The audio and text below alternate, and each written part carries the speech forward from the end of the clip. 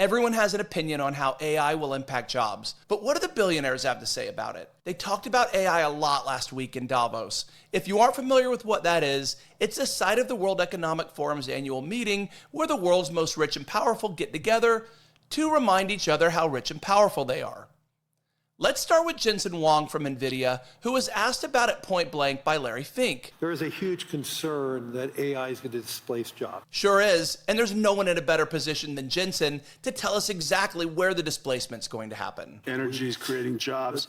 The chips industry is creating jobs. The infrastructure layer is creating jobs. Land, power, and shell. Jobs, jobs, jobs. I don't think he answered the question. Jobs, jobs, jobs. So we're clear. The guy whose company that makes the chips that dominates the AI space doesn't acknowledge job displacement when asked a question about job displacement. Jobs, jobs, jobs. And in case you haven't been paying attention, things have been going pretty well for them due to AI adoption. I mean, right? It's incredible. No doubt. Let's see what Palantir CEO Alex Karp had to say about AI's impact on jobs. It will destroy humanity's jobs. Wait, did he just say it will destroy humanity's jobs? Destroy humanity's jobs. Fortunately, he was referring to humanities degrees, not all of humanity.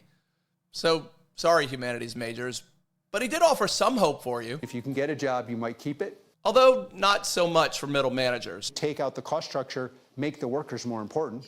So the actual workers, not the fat kind of in the middle. It's not all bad. Karp clearly believes there will be some winners in all of this, specifically technicians. Here's what he had to say. Now they're very valuable, if not irreplaceable, because we can make them into something different than what they were very rapidly. And those jobs are going to become more valuable. One thing nearly everyone agrees on is the near-term positive impact of trades jobs and roles requiring dexterity that robots won't be able to replace anytime soon. Right, Bill Gates? In the next 4 to 5 years, both in the white-collar side and even in the blue-collar side, as these robots are starting to get better, it'll mean the government will have to step up and deal with the equity issue. Hang on, robots are coming already? We'll need the government to step up? Equity issues? Weren't we just promised? Jobs, jobs, jobs. Yes, we know. You've made your position very clear. At least the government can come save us, right? I'm sure they have a great handle on all of this. Let's hear from the head of the IMF. In advanced economies, 60% of jobs to be affected by AI, either enhanced or eliminated or transformed. Got it. So either enhanced, eliminated, or transformed.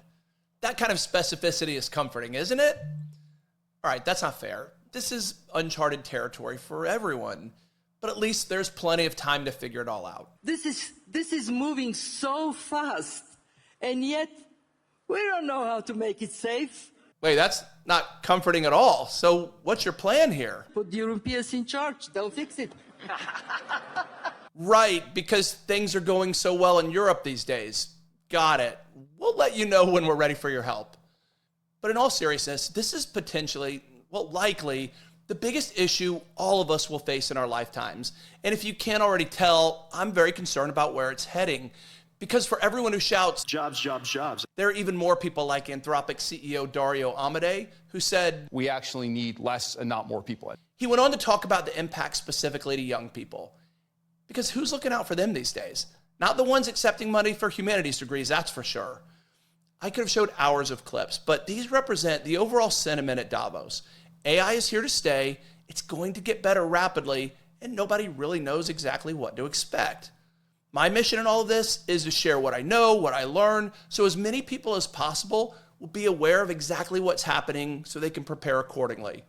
But let's end on a positive note. In the benign scenario of the future, that the robots will actually make so many robots and AI that they will actually saturate all human needs.